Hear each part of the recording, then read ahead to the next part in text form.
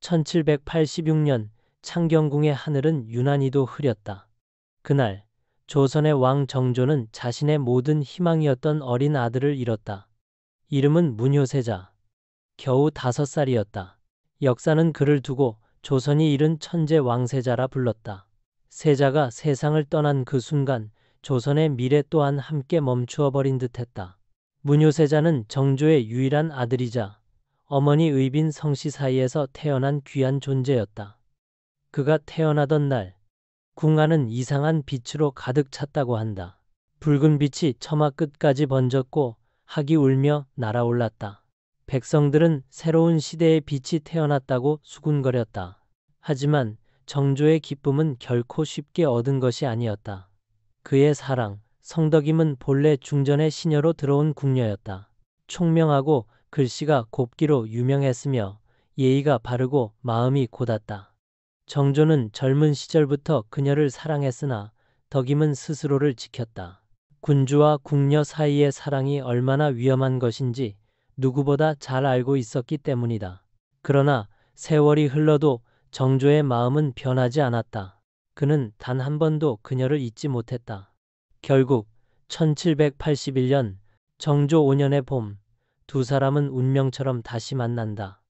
그 사랑은 궁중의 비밀이었고 동시에 하늘이 허락한 인연이었다. 그로부터 1년 뒤 1782년 덕임은 마침내 한 아이를 낳는다. 정조는 그날을 평생 잊지 못했다.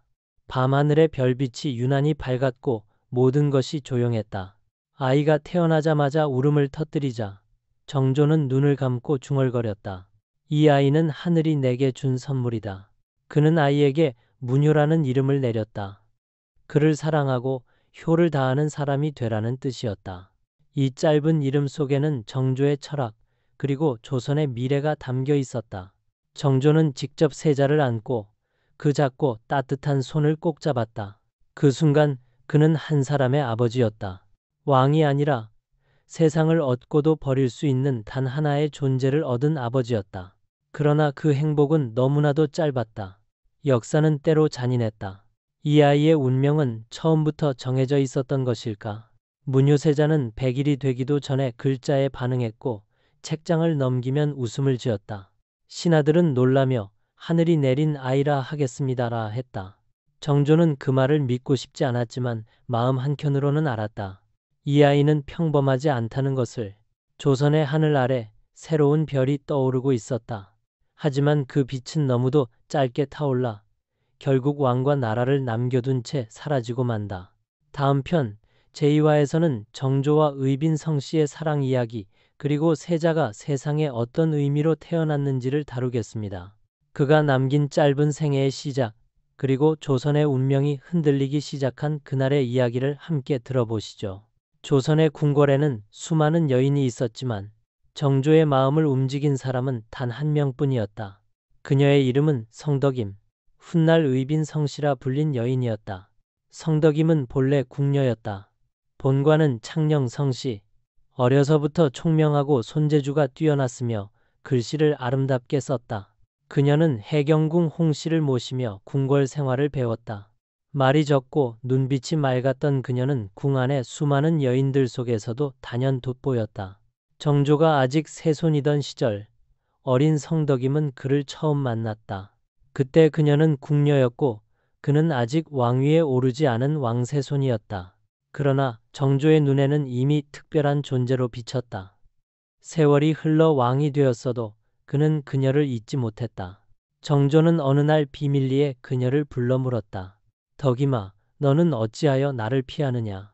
성덕임은 고개를 숙였다. 전하, 신첩은 감히 폐하의 여인이 될 수 없습니다. 이미 중전마마께서 계시옵니다. 그 한마디에 정조는 아무 말도 하지 못했다. 그녀의 눈빛 속에는 두려움보다 더 깊은 지조라는 것이 있었다. 왕의 사랑보다 더 큰 것은 스스로를 지키려는 한 여인의 마음이었다. 그로부터 15년이 흘렀다. 1781년 봄, 궁중에 복숭아꽃이 흩날리던 어느 날 정조는 다시 성덕임을 불렀다. 그녀는 이제 30을 앞둔 나이였고 그 세월 동안 한결같이 자신을 단속하며 살았다. 정조는 조용히 말했다. 덕임아, 이제 그만 피하거라. 나는 그대를 잊지 못했다.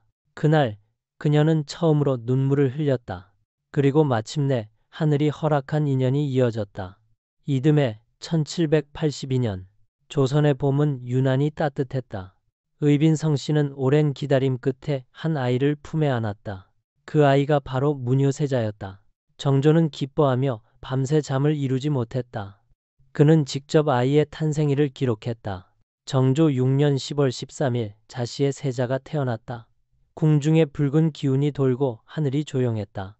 그날 밤 창덕궁의 하늘에는 별빛이 유난히도 밝았다. 사람들은 조선의 미래가 태어났다고 속삭였다. 정조는 그 말을 믿었다. 그의 마음속엔 오직 하나의 소망만이 있었다. 이 아이만은 반드시 오래 살아야 한다. 그러나 조선의 운명은 늘 바람 앞에 등불 같았다.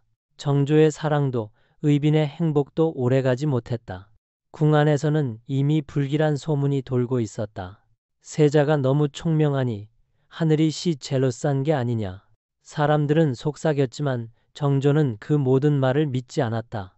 그는 오직 한 가지 진실만 알고 있었다. 이 아이는 조선의 희망이며 자신이 남길 마지막 유산이라는 것을. 문효세자가 태어나던 그날 정조는 왕이 아닌 한 인간이었다. 그리고 의빈성 씨는 여인이 아닌 한 어머니였다. 그들의 사랑은 조선의 역사 속에서 가장 조용했지만 가장 뜨거운 불꽃처럼 타올랐다. 다음 편 제3화에서는 문효세자의 놀라운 지혜와 성장을 다룹니다. 조선의 하늘 아래 태어난 천재세자. 그가 어떻게 나라의 희망이 되었는지를 함께 살펴보시죠. 1782년 정조의 품에 안긴 아이는 단순한 왕의 후계자가 아니었다. 그는 조선의 운명을 바꿀지도 모르는 존재였다. 이름은 문효세자, 글과 효를 사랑하라는 의미를 가진 이름이었다. 문효세자는 태어난 순간부터 남달랐다. 100일이 채 지나기도 전에 책을 잡고 노는 것을 즐겼다. 보통 아이들이 장난감을 잡을 나이에 그는 글자를 바라보며 미소를 지었다. 의빈성 씨는 그런 아들을 보고 종종 중얼거렸다. 이 아이는 분명 하늘이 보낸 아이입니다. 정조는 아들의 이런 모습을 기록으로 남겼다. 애는 이렇게 쓰여 있다. 세자가 아직 두 돌이 되지 않았으나 글자를 알아보고 글 읽는 소리에 반응한다. 조선의 어느 왕도 이렇게 어릴 때부터 학문에 재능을 보인 적은 없었다. 세자는 말을 배우자마자 아버지에게 물었다. 아버지, 사람은 왜 배우나요? 정조는 잠시 미소 지었다가 대답했다. 배움이란 마음을 밝히기 위함이다. 그리고 그 마음으로 백성을 살피는 것이 왕의 도리다. 아이는 고개를 끄덕였다. 그 나이 겨우 3살이었다. 세자의 총명함은 궁안을 놀라게 했다. 신하들이 보고를 올릴 때면 그는 그 옆에서 조용히 듣고 있었다. 그리고 갑자기 이렇게 물었다. 왜 백성들은 세금을 무거워한단 말인가요? 어른들은 놀라 어찌할 바를 몰랐다. 정조는 그때마다 웃으며 말했다. 세자가 벌써 나라 걱정을 하는구나. 그는 장난감을 싫어했다. 대신 책을 끼고 잠들었고 글을 읽지 않으면 밥을 먹지 않으려 했다. 의빈성 씨는 걱정스러운 눈으로 아들을 바라봤다. 아직 어린데 너무 머리를 쓰는 건 아닐까? 그러자 정조는 이렇게 답했다. 하늘이 내린 그릇은 스스로 빛을 낸다. 우리가 해야 할 일은 그 빛을 지켜주는 것이다. 1784년 문효세자는 겨우 3살이었다. 그러나 그의 지혜는 이미 어른에 비견될 정도였다. 정조는 결심했다. 이 아이야말로 조선의 미래다. 그리하여 조선 왕조 사상 가장 어린 나이에 그는 왕세자로 책봉되었다. 조선의 궁궐은 환희로 가득했다. 왕세자 책봉식 날 하늘은 유난히 맑고 바람은 고요했다. 신하들은 태평성대에 징조라 하였고 백성들은 아이의 초상을 향해 절을 올렸다. 정조는 그날 밤 홀로 일기에 적었다. 오늘 나는 조선의 희망을 보았다. 문효세자는 자라며 아버지를 따라 경연에 나가기도 했다. 그는 책을 읽으면 그 내용을 모두 외웠고 그림을 보면 그 의미를 해석했다. 신하들은 그를 두고 어린 군자라 불렀다. 그러나 정조의 마음 한편에는 늘 두려움이 자리했다. 이 아이가 너무 완전하다. 하늘은 완전함을 오래 두지 않는다. 그 두려움은 현실이 되기 시작했다. 조선 전역에 홍역이 돌던 1786년 궁궐에도 불길한 기운이 감돌았다. 무뇨세자가 열이 나고 밤마다 기침을 하기 시작한 것이다. 의빈성씨는 손을 잡고 밤새 기도했다. 하늘이시여, 제 목숨을 가져가시고 이 아이만은 살려주소서. 정조는 온 조선의 의원을 불러 모았다. 하지만 세자의 병세는 날로 깊어졌다. 조선의 희망, 그 천재 소년의 운명은 이미 하늘로부터 멀어지고 있었다. 다음 편 제사화에서는 무뇨세자를 삼킨 병과 정조의 절망, 그리고 조선이 슬픔에 잠긴 그날의 이야기를 전해드립니다. 1786년 정조 10년의 여름, 창경궁의 하늘은 흐렸고 바람조차 숨을 죽인 듯 고요했다. 그날 조선의 희망이라 불리던 한 아이가 병상에 누워 있었다. 이름은 무뇨세자. 겨우 5살이었다. 세자는 며칠 전부터 열이 오르기 시작했다. 처음엔 단순한 감기라 생각했다. 그러나 시간이 지나면서 붉은 반점이 얼굴과 몸에 퍼졌다. 조정의 의원들은 고개를 떨구며 중얼거렸다. 이것은 홍역의 증상입니다. 정조의 얼굴이 굳어졌다. 그는 그 말을 믿고 싶지 않았다. 온 조선이 홍역으로 신음하던 그해, 왕은 가장 소중한 일을 병마 앞에 내어놓게 된 것이다. 세자의 병세는 빠르게 악화되었다. 밤이 되면 열이 올라 몸이 뜨겁게 달궈졌고 아침이면 힘없이 눈을 떴다. 그 작은 손이 정조의 옷자락을 붙잡았다. 아버지, 오늘은 책을 읽어주지 않으세요? 정조는 가슴이 무너져 내렸다. 그는 눈물을 삼키며 조용히 대답했다. 오늘은 아버지가 내게 이야기를 들려주마. 정조는 세자를 품에 안고 소학의 구절을 천천히 읽었다. 효자는 그 부모를 공경하고 충신은 그 임금을 섬긴다. 그 말이 끝나기도 전에 세자는 조용히 눈을 감았다. 마치 마음속에 그 구절을 새기려는 듯했다. 의빈성씨는 밤낮으로 세자를 간호했다. 그녀의 얼굴은 점점 초췌해져 갔다. 전하, 세자가 더는 음식도 받지 않사옵니다. 그녀의 목소리는 떨리고 눈물은 멈추지 않았다. 정조는 명을 내렸다. 전국의 의원을 불러오라. 어떤 약이든 어떤 방법이든 이 아이를 살려야 한다. 하지만 아무도 세자를 구하지 못했다. 홍역은 이미 궁궐 깊숙이 스며들어 있었고 세자의 어린 몸은 그 무게를 감당할 수 없었다. 1786년 6월 6일 새벽, 궁 안의 등불이 꺼져갈 무렵 무뇨세자는 조용히 숨을 거두었다. 그 순간 정조는 모든 것을 잃은 남자가 되었다. 왕도 아버지도 아닌 오직 아들의 이름을 부르는 한 인간이었다. 무뇨야, 무뇨야. 그날 창덕궁의 하늘엔 비가 내리지 않았다. 하지만 모든 신하들이 말했다. 하늘이 울고 있습니다. 정조는 세자의 시신을 직접 안고 울부짖었다. 내가 군주로서 나라를 지킬 수는 있어도 아비로서 한 아이를 지킬 수는 없구나. 그는 세자의 영혼이 깃든 방을 떠나지 못했다. 밤마다 불을 밝히고 세자가 쓰던 책을 어루만졌다. 작은 손자국이 남은 책장마다 정조의 눈물이 떨어졌다. 이듬해 정조는 일성록에 단 한 줄을 남겼다. 세자를 생각하면 마음이 찢어진다. 하늘이 내게 준 복을 거두어 갔다. 무뇨세자의 죽음은 단지 한 아이의 죽음이 아니었다. 그것은 조선의 미래, 정조가 꿈꾸던 개혁의 씨앗이 함께 사라진 순간이었다. 다음 편 제5화에서는 세자를 잃은 정조와 슬픔 속에서 세상을 등진 의빈성씨의 마지막 이야기, 그리고 그 비극이 조선의 운명을 어떻게 바꾸었는지를 전해드립니다. 1786년 여름이 끝나갈 무렵 창덕궁은 깊은 침묵에 잠겨 있었다. 정조는 매일같이 세자의 빈자리를 바라보며 시간을 보냈다. 세자가 남긴 작은 장난감, 손끝에 남은 책 냄새, 그리고 그가 마지막으로 웃던 날의 햇빛까지 모든 것이 정조의 가슴을 찔렀다. 왕은 더 이상 밥을 들지 않았다. 신하들이 눈물을 머금고 간언했지만 정조는 오직 한마디만 반복했다. 하늘이 나의 전부를 데려갔다. 그는 매일 새벽 무뇨세자의 위패 앞에 향을 피우고 절을 올렸다. 아비가 지키지 못했다. 너는 내 마음의 절반이었다. 그 절절한 한마디는 조선의 궁궐을 울렸다.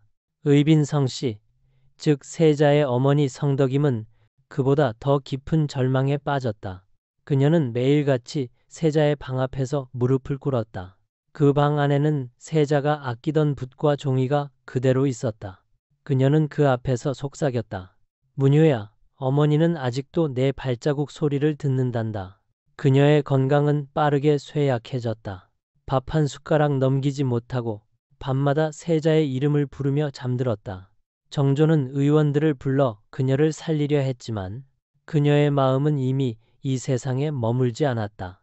1786년 10월 9일 세자가 세상을 떠난 지 넉 달째 되는 날, 의빈성 씨는 조용히 눈을 감았다. 그녀의 나이 30이었다. 정조는 그녀의 죽음을 듣고 한참 동안 아무 말도 하지 못했다. 그의 손에 들린 것은 의빈이 남긴 편지 한 장뿐이었다. 전하, 문효가 외롭지 않도록 제가 먼저 가겠습니다. 부디 오래 사시어 그 아이의 이름을 기억해 주세요. 정조는 그 편지를 품에 안고 밤새 울었다. 그날 창덕궁의 등불은 밤새 꺼지지 않았다. 그는 그녀의 장례를 위해 직접 명을 내렸다. 의빈성 씨는 비록 후궁의 신분이지만 그 품격과 덕은 중전보다 높다. 그녀의 무덤은 세자의 곁에 두라. 그리하여 모자는 다시 만났다. 양주 배봉산 자락, 그곳에 문효세자와 의빈성 씨의 무덤이 나란히 자리 잡았다. 세자는 하늘을 향해 누워 있었고 그 옆에는 어머니가 조용히 함께했다. 정조는 그곳을 찾을 때마다 눈을 감았다. 너희가 평안하길 바란다. 내가 살아있는 한 그 이름을 잊지 않으리라. 그의 말처럼 정조는 평생 그 둘을 잊지 않았다. 그가 세상을 떠난 뒤에도 문효세자와 의빈성 씨의 이름은 궁중의 기록 속에 그리고 왕의 마음 속에 남아 있었다. 그들의 사랑은 짧았지만 그 비극은 조선의 역사에 깊은 흔적을 남겼다. 정조는 이후 더욱 강한 왕이 되었고 그 고통을 힘으로 바꾸었다. 하지만 그 미소 뒤에는 언제나 슬픔이 함께했다. 오늘날에도 창덕궁의 깊은 정전 한켠에는 정조가 세자를 품에 안고 울던 자리의 이야기가 전해진다. 그곳에 서면 조용한 바람 속으로 들려오는 듯하다. 문효야, 덕임아, 그대들은 이제 평안한가? 이렇게 5살의 세자와 그를 사랑한 한 어머니 그리고 한 왕의 이야기는 조선의 가장 슬픈 전설로 남았다. 다음 편에서는 문효세자가 남긴 유산과 정조의 개혁에 미친 영향, 그리고 세자를 잃은 왕이 어떻게 나라의 미래를 새로 써내려갔는지를 이어서 전해드리겠습니다. 1624년 1월 이괄의 군세는 기세등등하게 한양을 향해 진격했습니다. 인조가 아직 반란의 규모를 제대로 파악하지 못했을 때 이미 평안도와 개성 사이의 관문은 이괄의 손에 넘어갔습니다. 조선의 수도를 향한 길은 열려 있었고 조정은 혼란에 휩싸였습니다. 왕실 내부에서는 피난 논의가 급박하게 이루어졌고 인조는 결국 한양을 버리고 공주로 몽진하게 됩니다. 이는 곧 조선의 통치 중심이 흔들리고 있음을 상징하는 사건이었습니다. 이때 이괄은 자신이 직접 왕이 되기보다 새로운 왕을 내세워 명분을 확보하고자 했습니다. 바로 그가 선택한 인물이 흥안군 이여빈이었습니다. 그는 선조의 손자로 혈통으로 보면 왕위 계승의 정통성도 어느 정도 인정받을 수 있었습니다. 이괄은 흥안군을 정통의 왕으로 추대함으로써 자신이 단순한 반역자가 아닌 나라를 바로 세우는 충신임을 내세우려 했던 것입니다. 1624년 1월 말 이괄은 한양을 점령하자마자 흥안군을 궁궐로 모셨습니다. 군사들이 도성 안으로 진입하며 외쳤습니다. 새왕이 즉위하신다. 백성들은 머리를 조아리라. 그 소리는 경복궁의 담장을 넘고 한성의 거리 곳곳에 퍼졌습니다. 그리하여 흥안군은 형식적으로 왕위에 올랐습니다. 이는 조선 역사상 가장 짧은 즉위 중 하나였습니다. 그러나 이괄의 반란군이 한양을 점령한 순간부터 그들의 몰락은 이미 예견되어 있었습니다. 조정의 잔존 세력과 지방의 군사들이 빠르게 인조를 호위하며 재집결하기 시작했기 때문입니다. 인조는 공주에서 신속히 반격군을 조직했고 명나라와의 외교망을 활용하여 원군을 요청했습니다. 단 며칠 만에 전국 각지에서 반란 진압군이 한양을 향해 움직였습니다. 이괄은 자신의 병력이 강하다고 믿었으나 내부의 혼란은 점점 심화되었습니다. 장수들 사이의 불신, 식량의 부족, 그리고 백성들의 냉담한 시선이 그들의 사기를 꺾었습니다. 백성들은 반란군을 도와주지 않았고 밤마다 몰래 도망쳐 관군에게 정보를 흘렸습니다. 조선의 하늘은 이미 이괄에게 등을 돌린 듯했습니다. 흥안군은 그 모든 상황을 보며 점점 두려움에 사로잡혔습니다. 그는 본래 온화하고 정치에 관심이 없는 인물이었습니다. 단지 혈통이 왕가였다는 이유로 이괄에게 추대되었을 뿐이었죠. 왕좌에 앉은 지 단 사흘째 되는 날, 그는 새벽녘 궁궐의 뜰을 바라보며 중얼거렸습니다. 이 자리는 나의 자리가 아니구나. 그의 눈에는 이미 패망의 그림자가 드리워져 있었습니다. 이괄의 군세는 개성 근처에서 관군의 반격을 받으며 급속히 무너졌습니다. 군사들이 흩어지고 장수들이 도망쳤습니다. 한양의 상황은 반전되었고 흥안군의 운명도 그 혼란 속에서 함께 기울었습니다. 그가 즉위한 지 불과 3일 만에 왕조의 꿈은 끝을 맞이하게 된 것입니다. 이괄은 자신이 세운 왕조의 명분을 지키지도 못한 채 한양을 빠져나가 도주했습니다. 그러나 결국 그는 피난 중 부하의 배신으로 살해당하고 말았습니다. 반란은 진압되었고 인조는 다시 한양으로 돌아왔습니다. 그러나 그가 돌아온 궁궐에는 불길한 기운이 감돌았습니다. 반역의 상처는 너무 깊고 백성들의 신뢰는 이미 흔들리고 있었습니다. 흥안군의 운명은 그 뒤로 어떻게 되었을까요? 왕으로 즉위했던 그는 더 이상 왕이라 불리지 못했습니다. 그의 이름은 역사의 기록 속에서 이괄의 괴뢰왕으로 남았고 그를 따랐던 이들은 모두 처형당했습니다. 그의 즉위는 단 3일이었지만 그 3일은 조선의 정치적 불안과 권력의 허무함을 상징하는 날로 남게 되었습니다. 역사는 때로 인간의 의지가 아닌 시대의 흐름이 만들어낸다.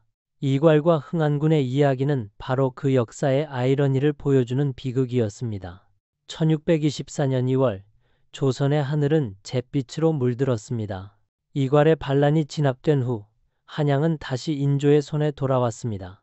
그러나 수도 곳곳에는 불타버린 집터와 피비린내가 남아 있었고 백성들의 얼굴에는 두려움과 피로만이 가득했습니다. 인조는 명분상 왕위를 되찾았지만 그의 마음속에는 불안과 분노가 뒤섞여 있었습니다.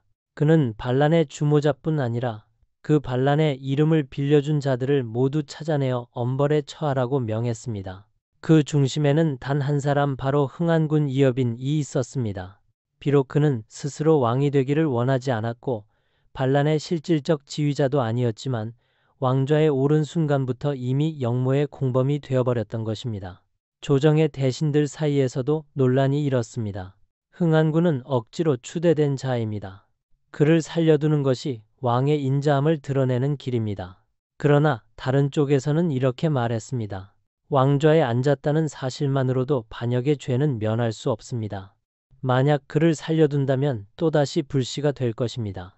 결국 인조는 냉정한 결정을 내렸습니다.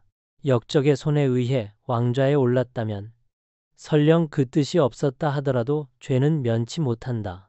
그리하여 흥안군은 한양으로 끌려와 국문을 받았습니다. 기록에 따르면 그는 이미 모든 희망을 버린 듯 담담했다고 합니다. 그는 조용히 이렇게 말했다고 전해집니다.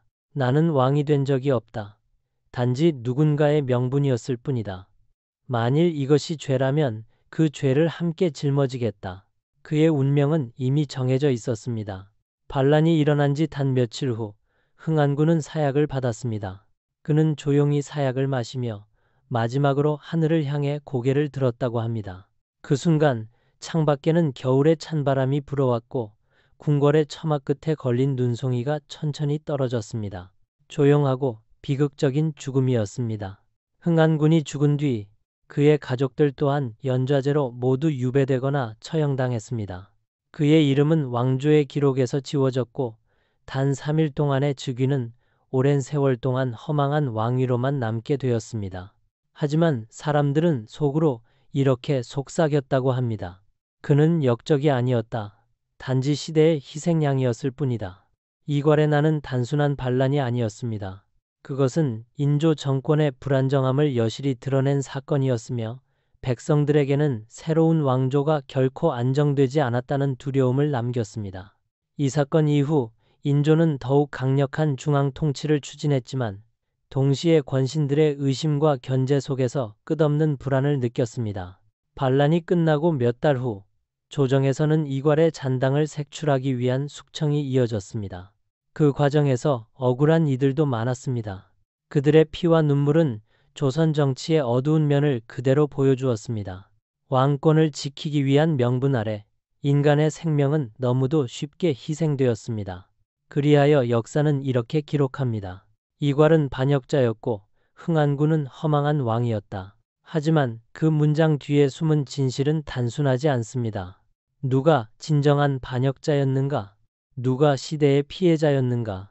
이괄의 난은 끝났지만 그 반란이 남긴 상처는 오랫동안 조선의 정치와 사회를 뒤흔들었습니다. 왕과 신하, 충과 반, 명분과 현실 사이의 균열은 이후에도 반복되었습니다. 그리하여 역사는 다시 묻습니다. 권력의 정당성은 피로 세워질 수 있는가? 이괄의 난이 진압된 후 조선은 겉으로는 평온을 되찾은 듯 보였습니다. 그러나 그 평온은 얇은 얼음 위의 고요함에 불과했습니다. 인조는 반란의 공포 속에서 왕좌를 지켰지만 그 마음속 깊은 곳에는 의심과 불안이 뿌리내리고 있었습니다.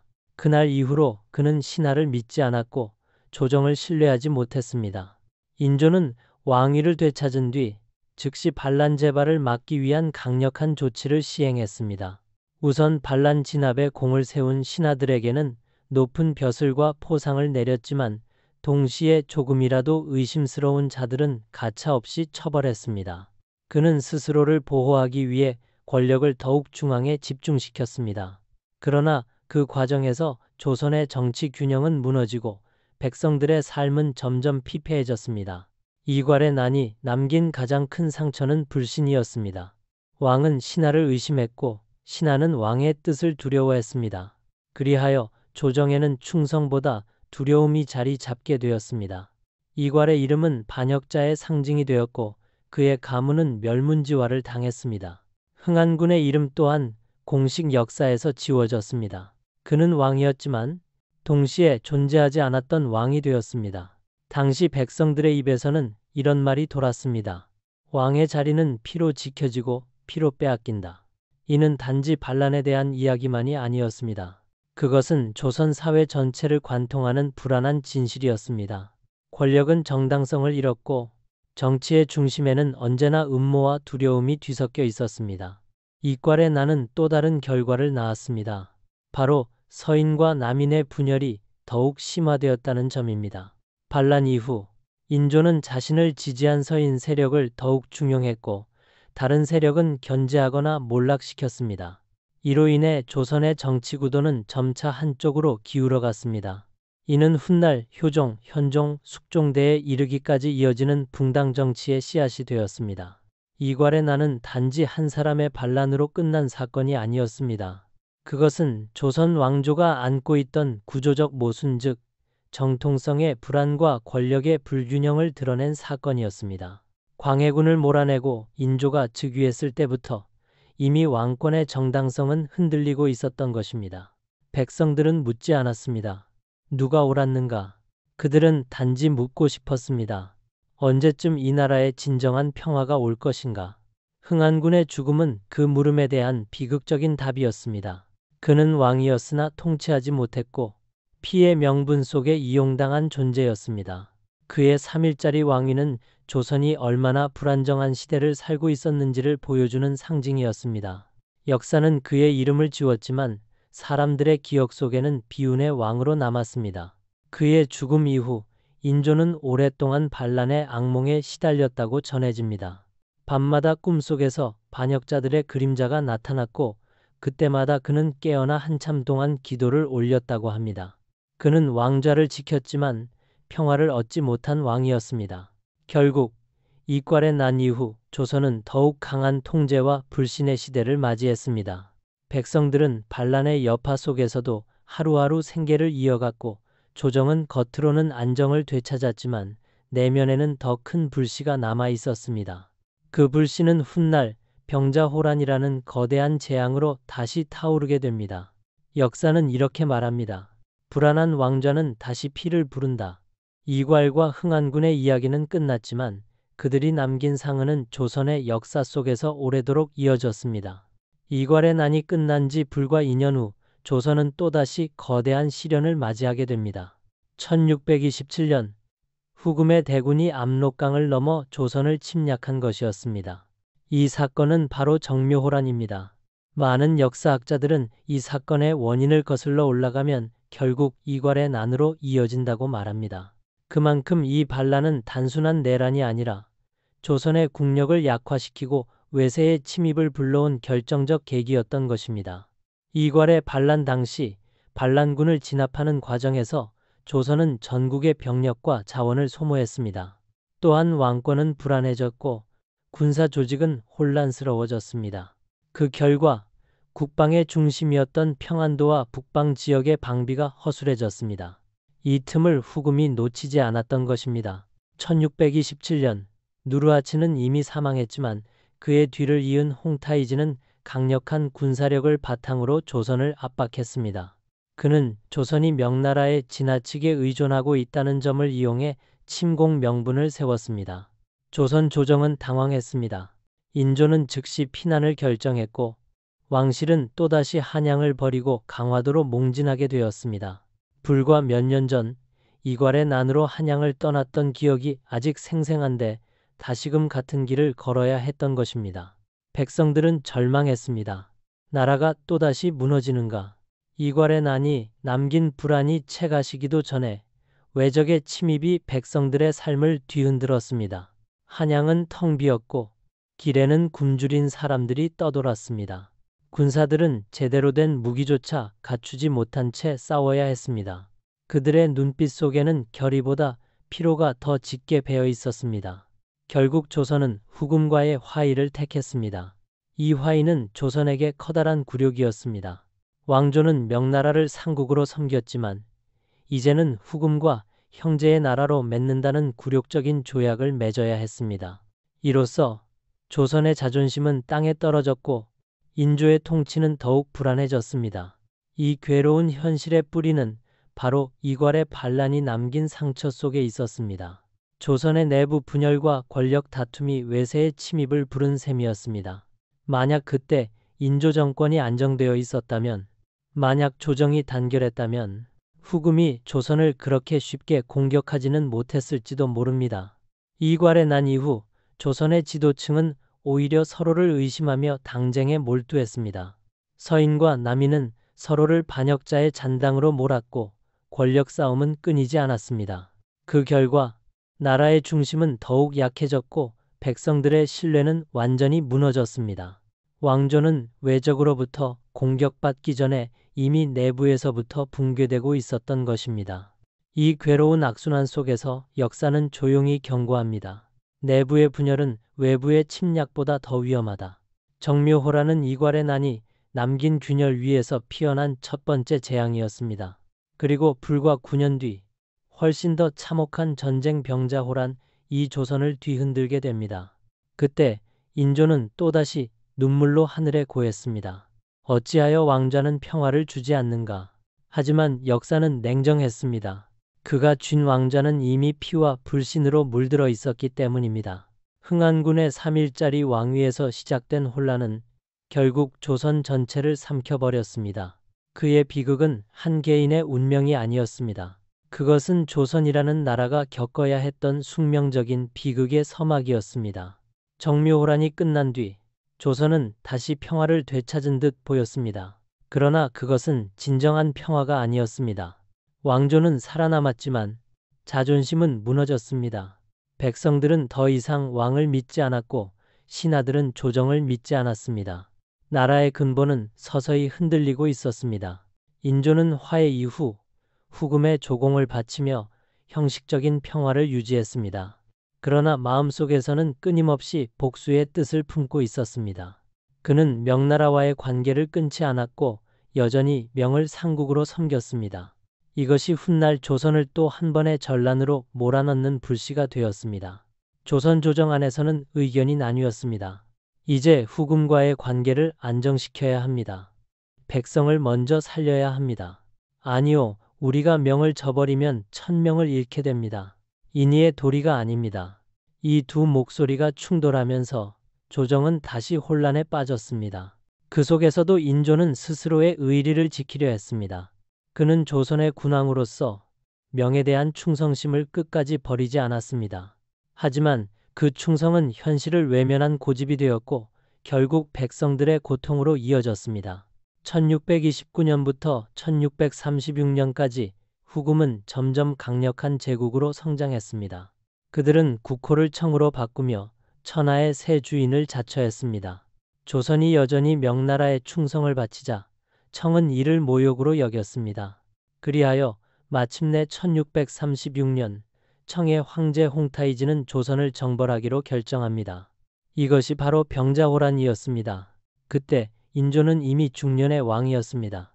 그의 얼굴에는 세월의 흔적이 깊게 새겨져 있었고 마음속의 불안은 더욱 커지고 있었습니다. 하지만 그는 여전히 스스로의 선택을 바꾸지 않았습니다. 조선은 명의 은혜를 잊을 수 없다. 죽더라도 의리를 지켜야 한다. 그 결의는 숭고했지만 결과는 참혹했습니다. 청의 군대는 조선의 방어선을 순식간에 돌파했습니다. 평양이 함락되고 한양이 위협받자 인조는 또다시 피난길에 올랐습니다. 왕이 나라를 두고 떠나는 순간 백성들은 눈물을 흘렸습니다. 그들은 다시금 물었습니다. 이 나라는 언제쯤 평안을 찾을 수 있을까? 청의 대군은 남한산성을 포위했습니다. 눈보라가 몰아치는 겨울, 왕과 신하들은 굶주림과 추위 속에서 버텼습니다. 그곳에는 더 이상 왕의 위엄도 신하의 충성도 존재하지 않았습니다. 오직 생존만이 남아 있었습니다. 이때 인조는 깊은 절망 속에서도 한 가지 생각을 떠올렸습니다. 흥안군, 그는 나보다 먼저 왕의 자리에 올랐으나 단 3일 만에 사라졌지. 왕좌는 그에게 권력이 아니라 고통이었습니다. 그는 흥안군의 비극을 떠올리며 스스로의 운명을 깨달았을지도 모릅니다. 왕이라는 이름 아래 그는 끝없이 무너지는 나라를 지켜볼 수밖에 없었던 것입니다. 결국 인조는 청에 항복했습니다. 삼전도의 들판에서 그는 무릎을 꿇고 황제의 앞에 머리를 조아렸습니다.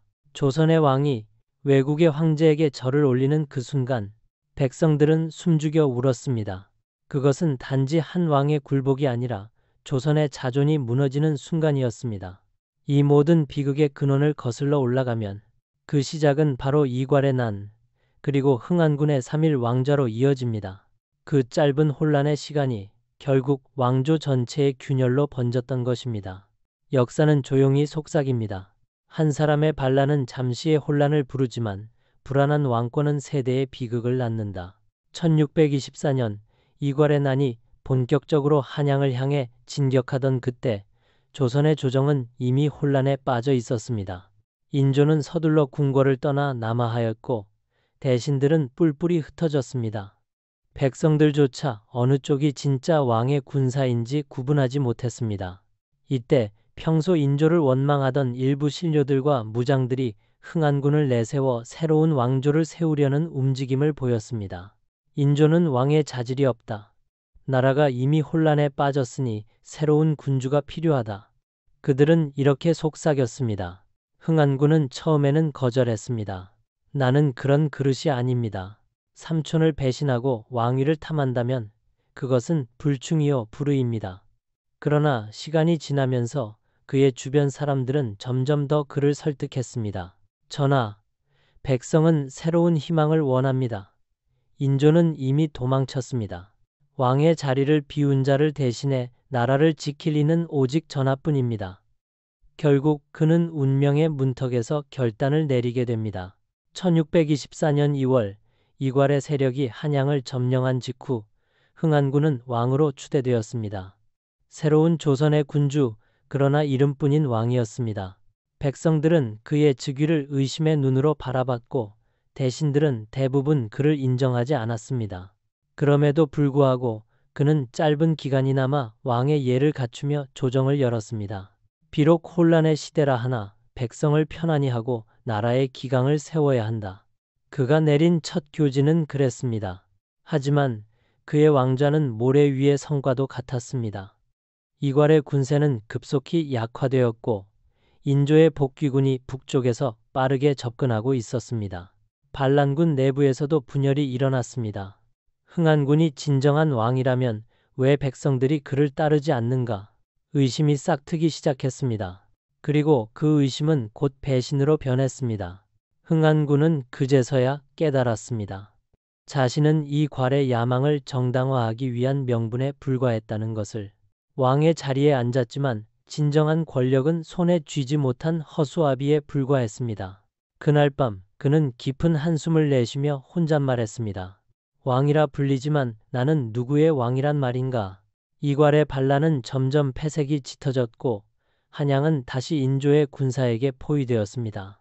백성들은 두려움 속에 숨어 있었고 흥안군의 이름은 점점 사라져갔습니다.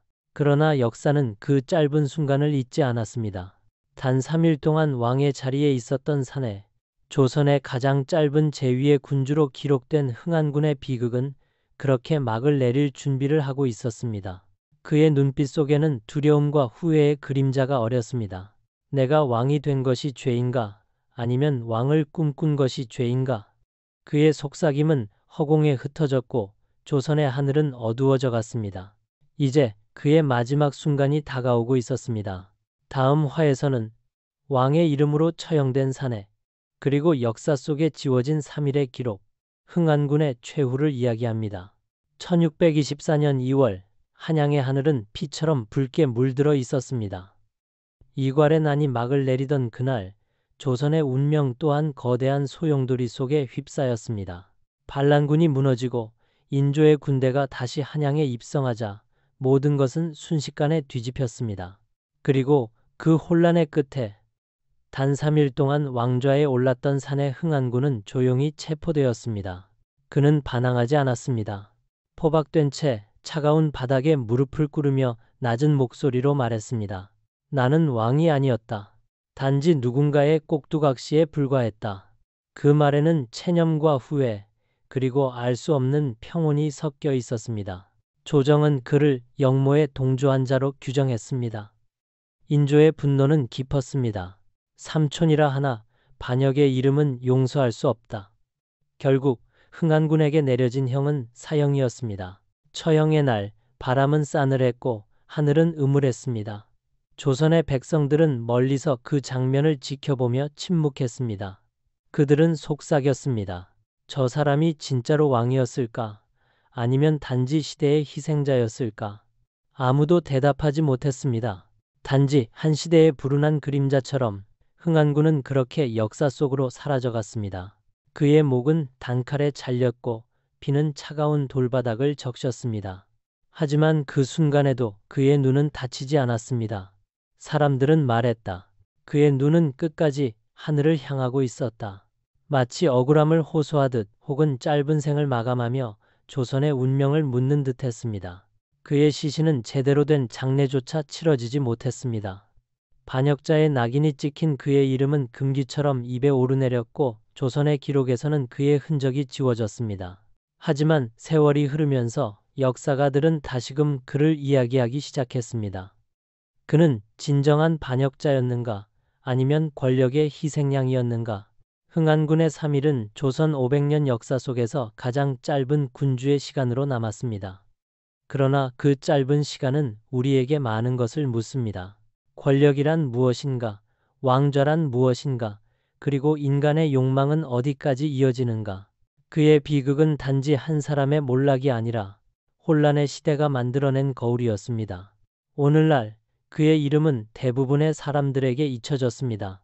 하지만 역사의 어두운 페이지 속에서 흥안군의 이야기는 여전히 우리에게 속삭입니다.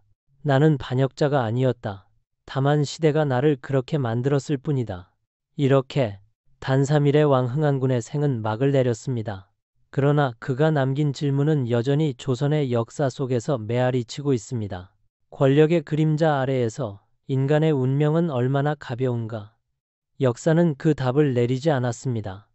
오직 그가 남긴 침묵만이 시대의 증언으로 남아 있을 뿐입니다. 그리고 그렇게 조선의 하늘 위로 또 한 명의 왕이 사라졌습니다. 이름조차 금기시된 왕, 그러나 역사는 그를 잊지 않았습니다. 3일의 군왕, 흥안군. 그는 짧았지만 그 누구보다 깊게 역사의 한 페이지를 남긴 왕이었습니다.